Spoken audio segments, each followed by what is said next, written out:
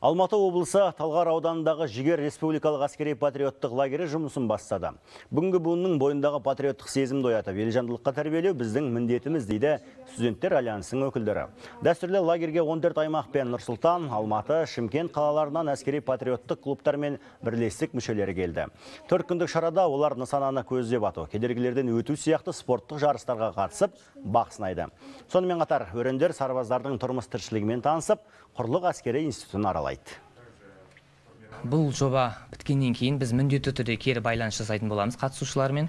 Яғни қандай әсер алды? Біз жоба барысында басталмас бұрын қатысушыларға міндетті түрде анкета сауалнама толтыртып алдық. Яғни лагерь басталғанға дейінгі олардың ой өрістері және сезімдер қандай. Лагерь біткеннен кейін де міндетті түрде фидбек, яғни қайта байланыс орнататын боламыз. Жаңағыдай анкета толтырайық, сонымен қатар әлеуметтік желілер арқылы олардың негізгі өзгерістер мен ойын білуге мүмкіндік аламыз.